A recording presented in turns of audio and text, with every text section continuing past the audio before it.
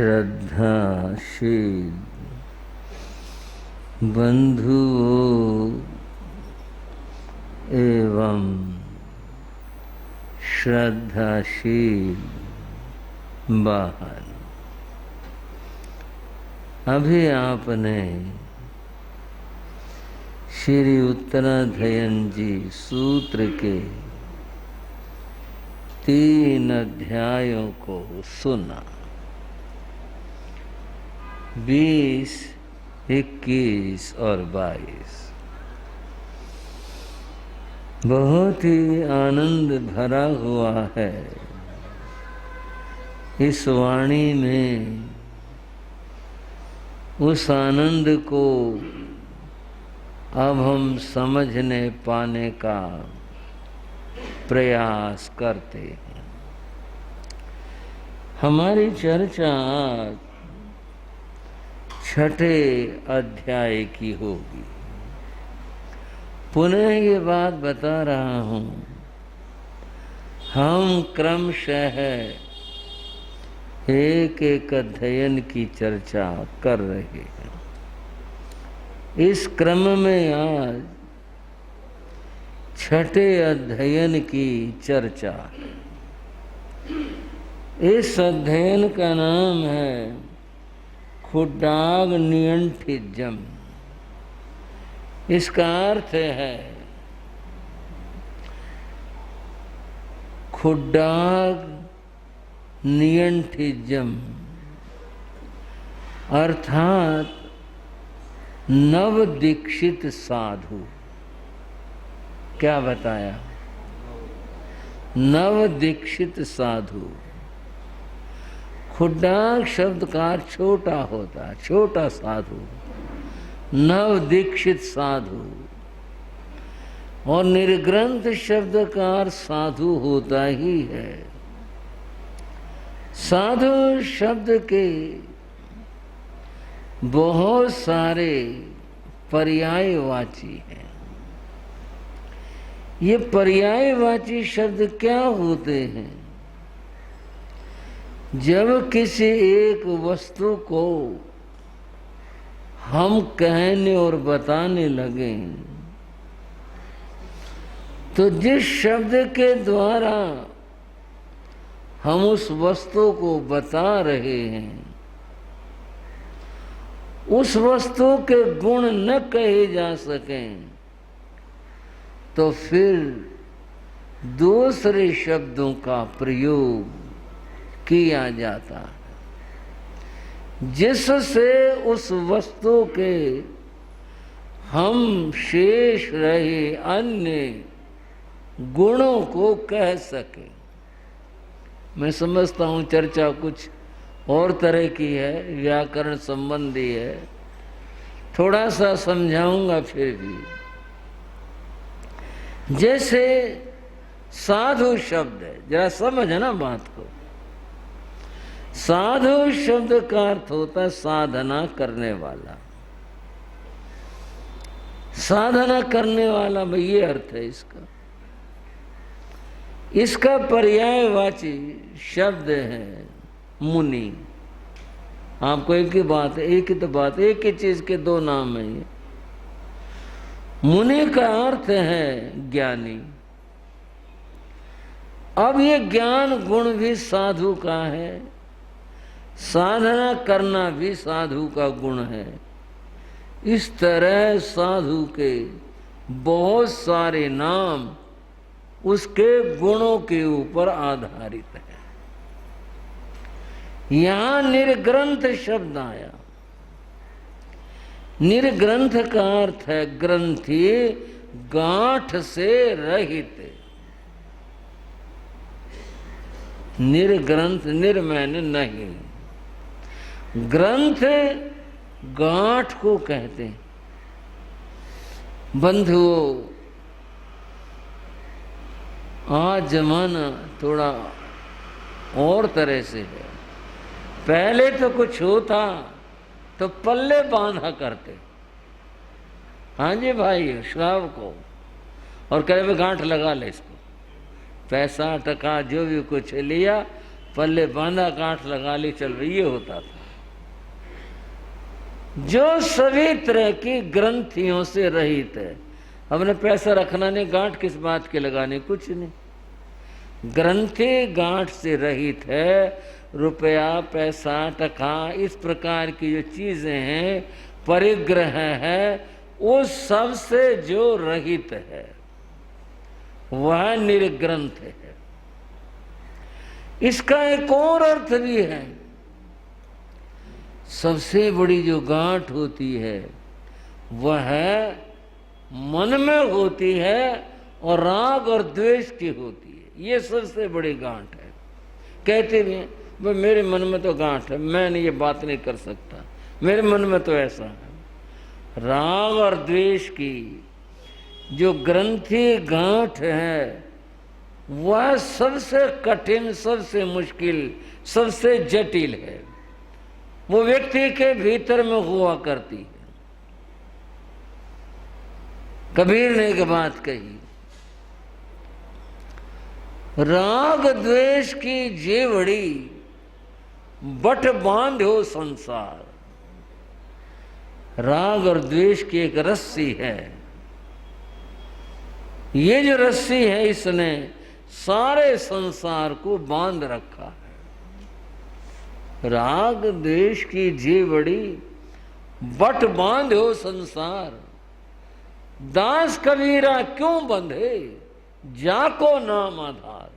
कबीर कहते हैं मैं क्यों बंधू, मैंने तो परमात्मा के नाम का सहारा लिया, आधार लिया, मैं क्यों बंधू। यहां हम कहना चाहेंगे जो त्यागी होता है वह इस राग और द्वेष की ग्रंथि को खोल देता है, वह इस बंधन में नहीं पड़ता है। अब निर्ग्रंथ के दो भाव निकले, एक तो बाह्य ग्रंथि और एक आंतरिक ग्रंथि। इन दोनों ही ग्रंथियों से बाहर से भी अंतर से भी जो रहित है उसको निर्ग्रंथ कहते। ये अध्याय नव दीक्षित छोटे निर्ग्रंथ, छोटे साधु जो अभी इस जगत में आए हैं, उनको शिक्षा देने के लिए, उनको समझाने बताने के लिए ये कहा गया। इसमें उनको शिक्षा दी गई। पर एक बात समझ लें, ये कहकर हमें नहीं चलना है अच्छा इधर छोटे साधुओं का मामला, हमारा क्या है।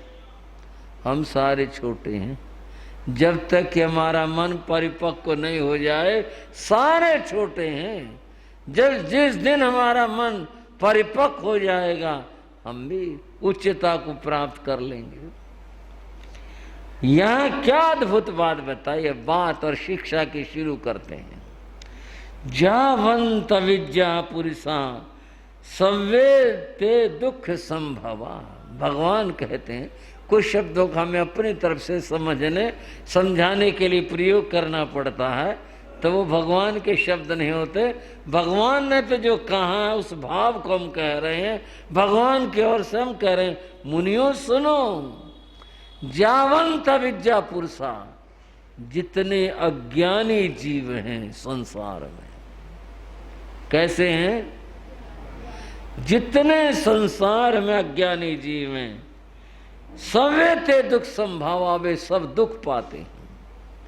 दुख का कारण अज्ञान है। दुख का कारण अभाव नहीं है। दुख का कारण या और कोई संसार में ढूंढे वो नहीं है। दुख का कारण अज्ञान है। ये भगवान कहते हैं लुप्पन्ति बहुसो मूढ़ा संसार में अनंत है। अनंत काल से संसार में यह जीव डूबता हुआ आ रहा है। डूबते हैं अज्ञान के कारण से डूबते हैं। अगर इस अज्ञान को हटाएं अर्थात ज्ञान की साधना करें, ज्ञान को प्राप्त करें, तो प्रकाश हो, अज्ञान दूर हो और डूबता हुआ जीव उभर कर आ सके। क्या बात कहेगा, आप भी सोच कर देखो। पहली शिक्षा दे, ज्ञान प्राप्त करो। आप संत बने हैं, साधु बने, निर्ग्रंथ बने हैं, तो पहली साधना ज्ञान की साधना करो। इसलिए भगवान ने सबसे ज्यादा समय ज्ञान साधना के लिए रखा। पहले पैर स्वाध्याय करे, दिन निकलते ही 3 घंटे स्वाध्याय करे, दूसरे पैर ध्यान करे, तीसरे पैर गोचरे और चौथे पैर में फिर स्वाध्याय करे। कितना समय दिया स्वाध्याय के लिए। अब इस ज्ञान की साधना किस लिए इतना बल दिया गया, क्यों? ये तो बात ठीक है कि दुखों का अंत ज्ञान से होगा, अज्ञान दुखों का कारण है। समझ लो ये हम सबके लिए शिक्षा है। ये अज्ञान दुखों का कारण है, ज्ञान से दुख मिटेंगे। भगवान कहते हैं समिख पंडित पास जाए पहे बहु, अपना सच में से जा मित्यु भुए सुख पाए। मुनियों, अपने सत्य की खोज करो।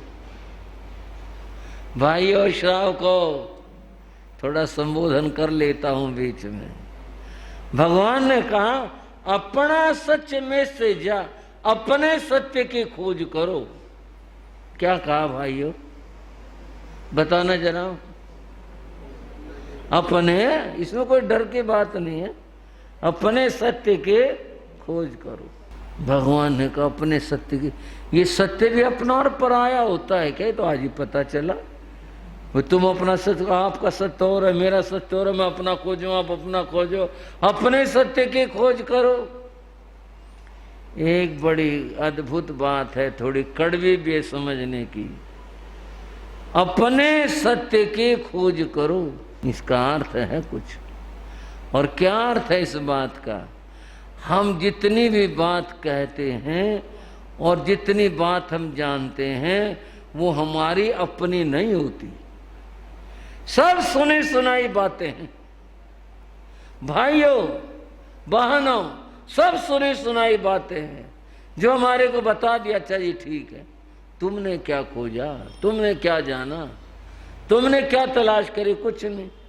जो सुनते आ रहे हैं वही धारणाएं हमने अपने में बैठा ली। हाँ भाई ऐसा होता ऐसा होता, आपने हमने तो कुछ नहीं किया। बंधुओं, 2 विद्यार्थी गणित पढ़ रहे थे, क्लास की बात करते हैं। अध्यापक ने उन्हें कुछ सवाल दिए, गणित में निशान लगा के ये सवाल करके लाना।